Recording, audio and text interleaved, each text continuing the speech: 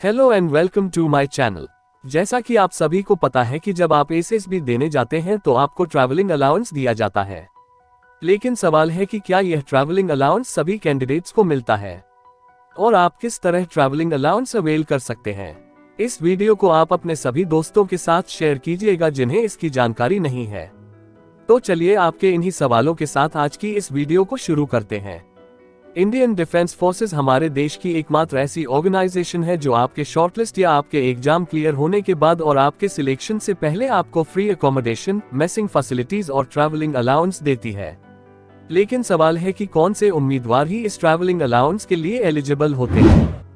तो यह जो ट्रैवलिंग अलाउंस है वह किसी एक स्पेशल कमीशन के लिए आपको एक ही बार दिया जाता है, यानी कि आप परमानेंट कमीशन के लिए एसएसबी देने गए हैं, फिर आप शॉर्ट सर्विस कमीशन के लिए आपको आपके लाइफ टाइम में एक ही बार ट्रैवल अलाउंस दिया जाएगा। इसे हम एक एग्जांपल से समझते हैं। जैसे आपने एनडीए का एग्जाम क्लियर किया और आप एसएसबी देने गए पहली बार, तो आपको ट्रैवलिंग अलाउंस दिया जाएगा क्योंकि एनडीए एक परमानेंट कमीशन में आता है। लेकिन उसके बाद जब आप सीडीएस के जरिए आपने एग्जाम क्लियर किया और आईएमए के लिए एसएसबी देंगे जो कि परमानेंट कमीशन में आता है, तब आपको ट्रैवलिंग अलाउंस नहीं दिया जाएगा।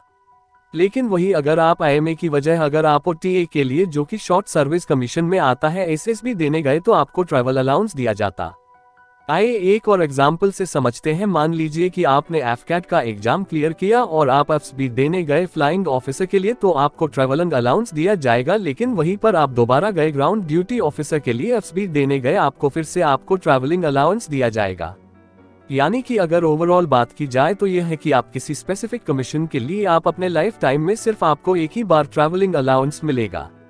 उम्मीदवार अपने एसएसबी देने के लिए बाय बस, बाय ट्रेन और बाय फ्लाइट जा सकते हैं और उनको ट्रैवलिंग अलाउंस दिया जाता है वह थर्ड एसी के हिसाब से ट्रेन का दिया जाता है। उन्हें थर्ड एसी के हिसाब से जो उनका शॉर्टेस्ट रूट है उसके हिसाब से उनको ट्रैवल अलाउंस दिया जाएगा। एक उदाहरण से अगर मैं समझाऊं तो एक उम्मीदवार है जो कि आगरा से अपने एसएसबी सेंटर प्रयागराज के लिए गया, तो उनके जो शॉर्टेस्ट रूट है उस हिसाब से उन्हें थर्ड एसी ट्रेन का अलाउंस दिया जाएगा। लेकिन अगर वही कैंडिडेट्स आगरा से घूमकर किसी स्टेशन पर अगर वह प्रयागराज पहुंचता है तब भी उसे सिर्फ उसके शॉर्टेस्ट रूट का ही अलाउंस दिया जाएगा।